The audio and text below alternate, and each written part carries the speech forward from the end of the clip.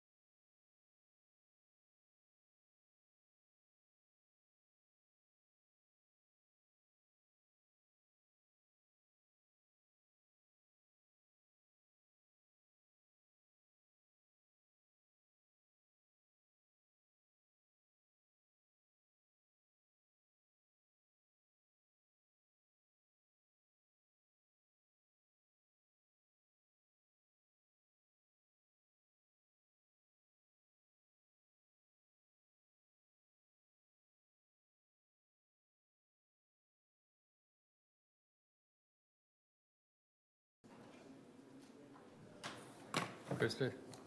Well, good morning to all, and welcome to the Hilton Head Community Service and Public Safety Committee meeting on Monday, February 28th at 10 a.m. in Town Hall. And I'm emphasizing Town Hall because it's nice to be back here. We have in terms of FOIA, are we in compliance? Yes, sir, we are. Krista, would you please do a roll call? Absolutely. Mr. Ames? Here. Mrs. Becker? Here. Mr. Lennox?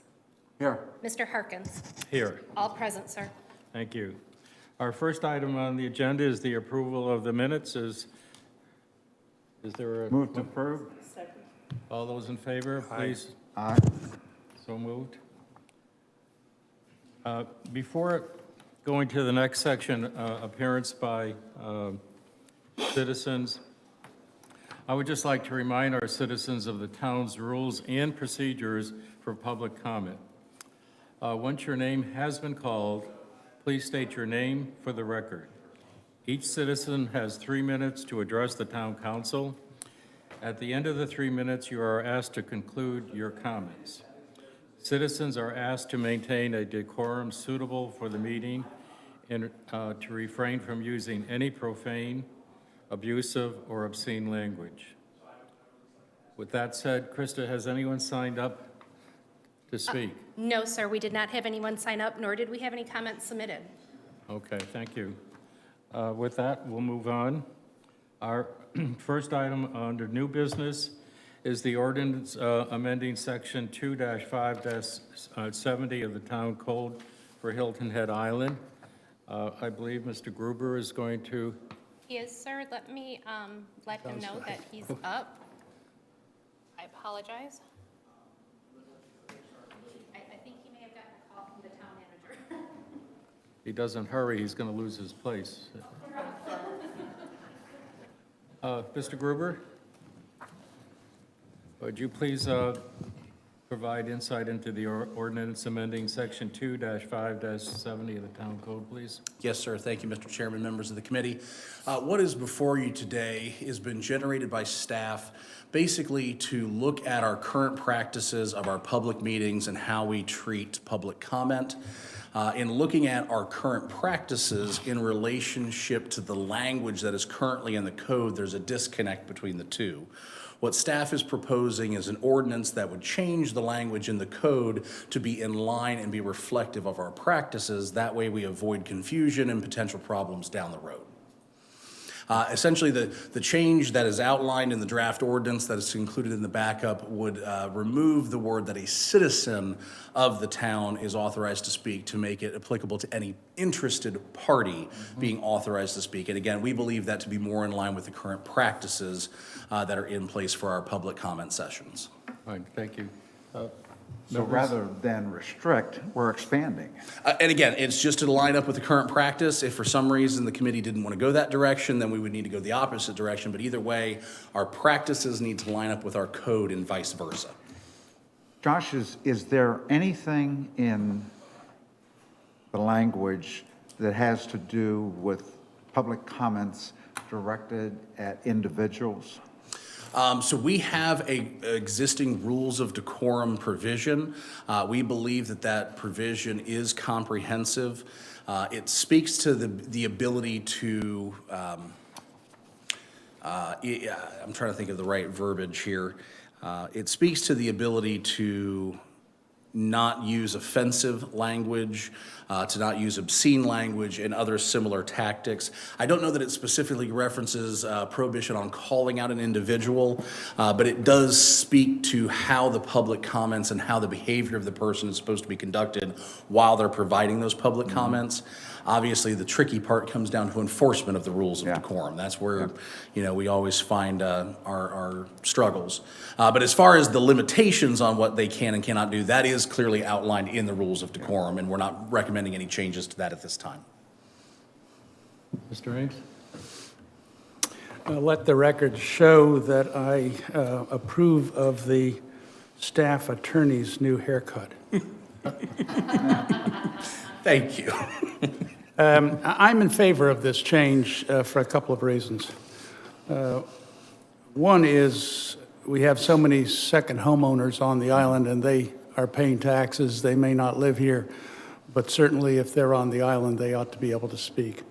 And secondly, I think it's better for us as a community to open ourselves to comments from even a visitor who is here on the island, happens to be an expert in an area that we're going to be talking about, and offers an opinion. So I think we're going in the right direction here, and I think that we have to be careful as a community in our country, as a matter of fact, that we don't try to create rules for the 10% who are offending us rather than keeping us open to the 90% who have an opinion that's worth something.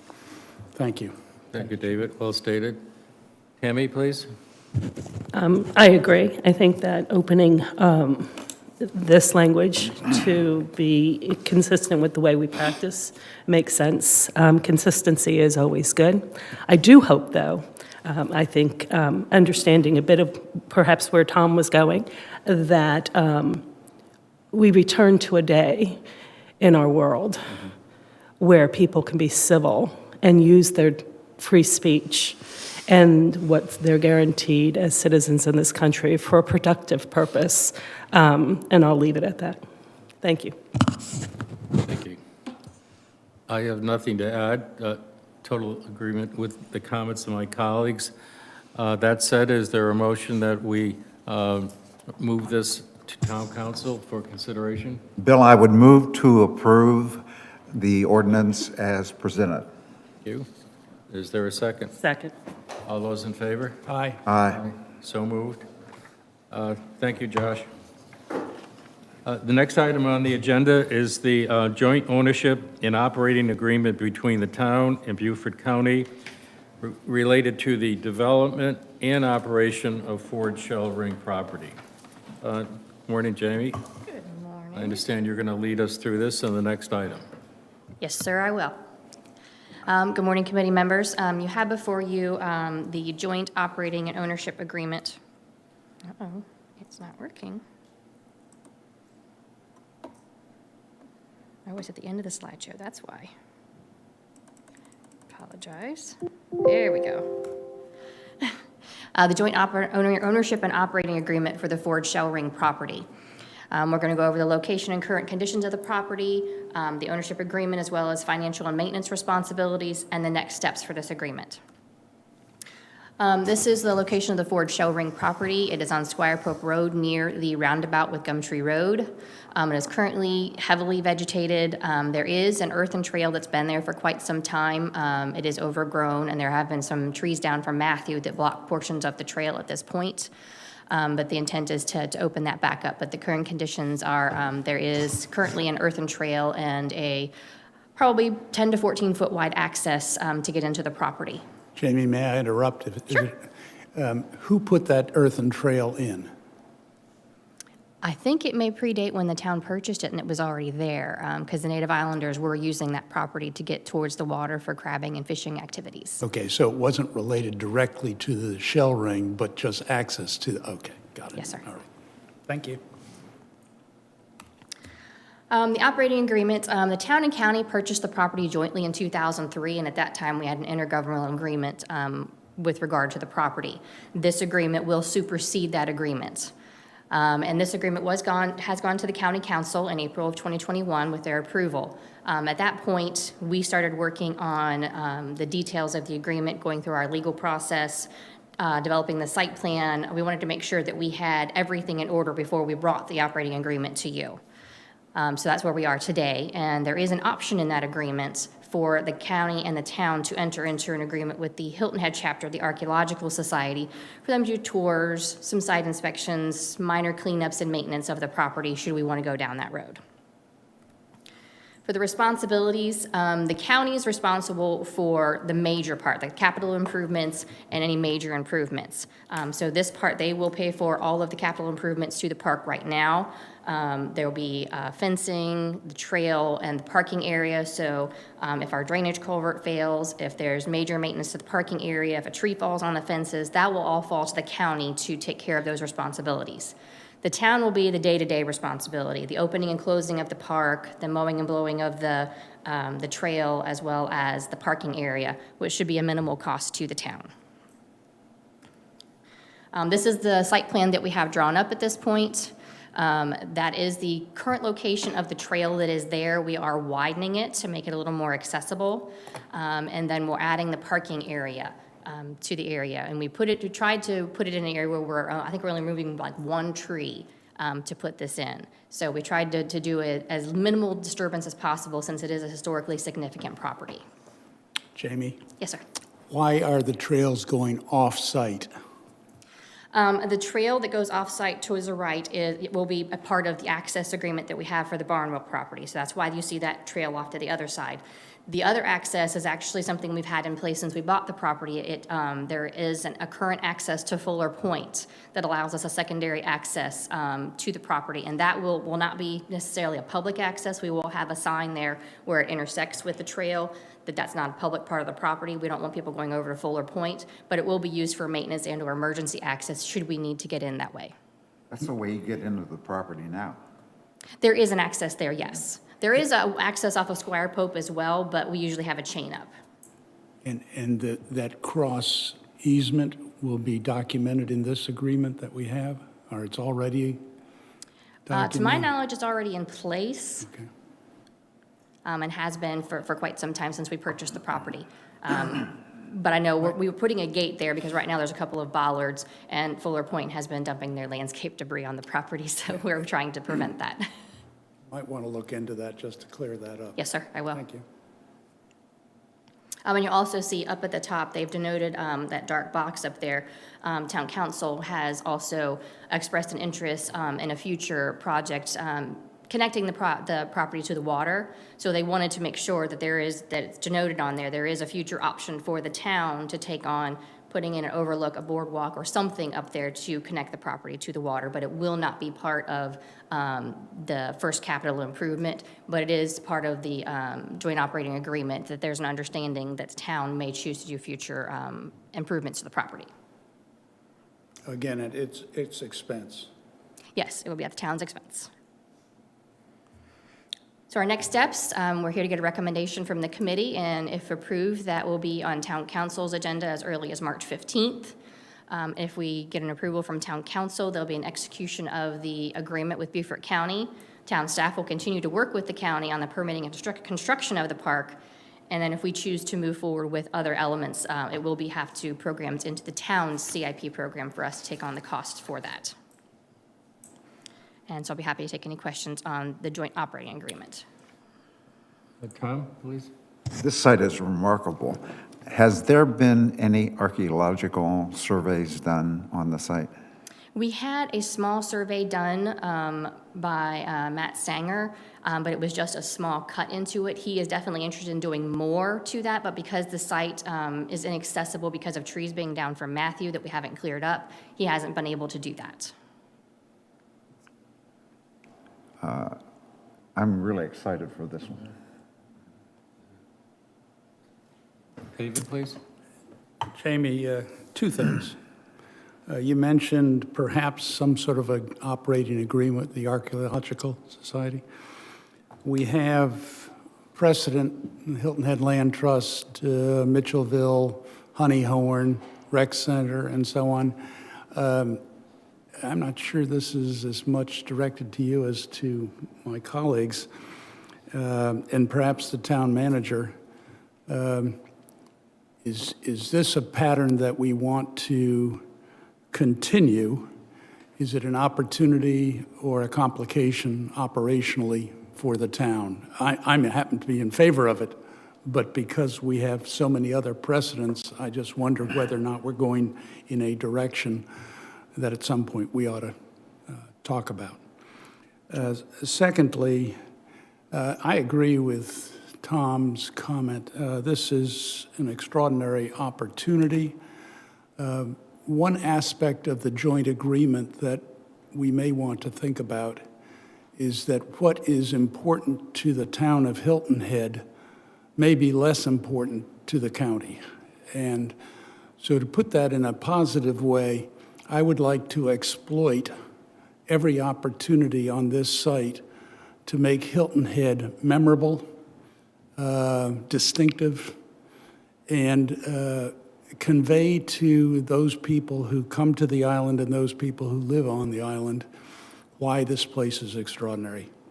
And so I would encourage staff, and I think it's town staff, to take the signage and the educational materials to a new level. How do you convey the information to people walking around that pathway in a way that it's not just a sign that they forget in 15 seconds after they've read it, but has an impact, and they go home and talk about, good grief, you should have seen this, kind of a reaction. So I think there is truly an opportunity whenever we have an archeological site or a botanical site or whatever, to convey to the public why that is so different from other places. Again, I'm simply underscoring the importance of taking every opportunity to express our uniqueness. Thank you. Thank you, David. Tammy, please. I have nothing else to add. It's all been said. Thank you. Jamie, just in terms of the understanding between the county and ourselves, is there a certain threshold when a project at the site, an improvement at the site, moves from operating to capital? The county has determined that anything that is not programmed in the CIP, any type of major alteration, is typically defined by them as $2,500 or more. Right. All right, thank you. All right, excellent project. Thank you. Will this be part of the upcoming budget? Yes, I mean, they have the funding for it. It was actually supposed to be in last year's budget, but we got held up in permitting and the pandemic, and so we're just now getting to it, and hopefully we're going to go out to bid this spring once we get all of the permitting taken place. Thank you. Is there a motion from this committee to move forward with a recommendation to town council? I would move to approve as presented. Second. All those in favor, so sign. Aye. Thank you.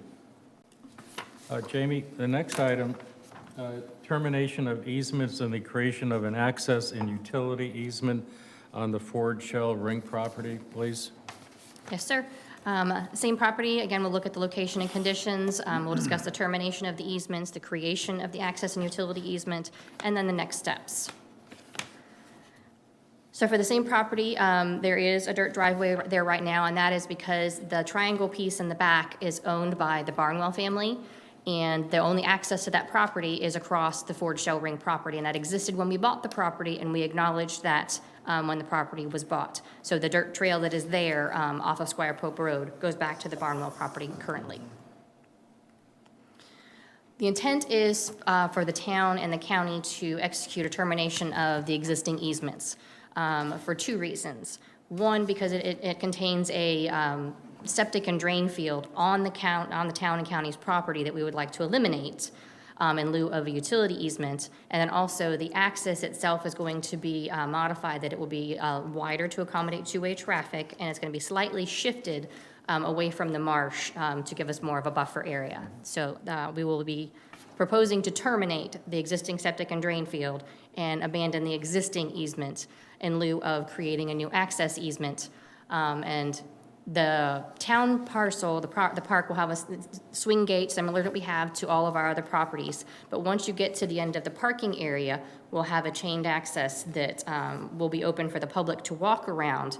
And then the town and the county, as well as the Barnwell family, will have access to a combination lock specific to that, where they could drop the chain to be able to get back to their property should they need to.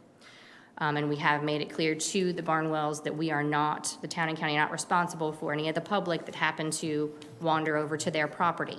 That they have the option to put up a fence should they want to, put up no trespassing signs, things of that nature, but that the town and county would not be responsible for that.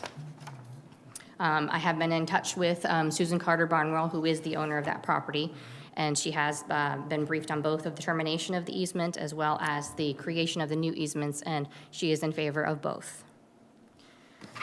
So this is the current property as it is, and you'll see the dark area is the new access easement and utility easement. And we'll zoom in on that so you can see that the little rectangular area in the back is the septic area that was put in adjacent to the property.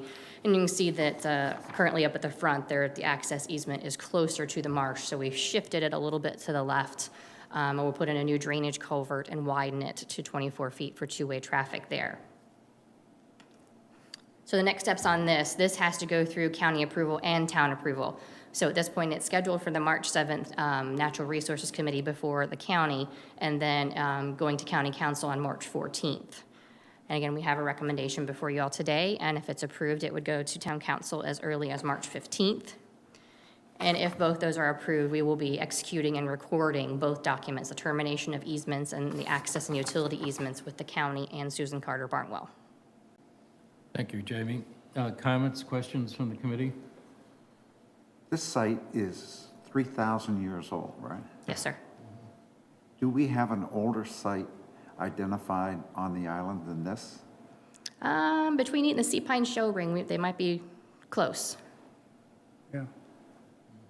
But this is more conspicuous than Sea Pines. Yes, sir. There's more to it. Yes, sir. I agree with your comment. We ought to really try to feature this. Absolutely. Jamie, question, and I may have missed something in all the information. What land use restrictions are there on the Barnwell property? What zoning is applied? What? The two parcels that are there, the one in the front as well in the back, are part of a PD2 for the property at the corner where the tabby is and the horses. And what that did is those properties currently are zoned WMU, the waterfront parcels. And so with the PD2, the density of those properties was taken and transferred across the street to the Squire Pope, the side on Squire Pope at Gumtree. And subsequently, those two parcels were rezoned to conservation.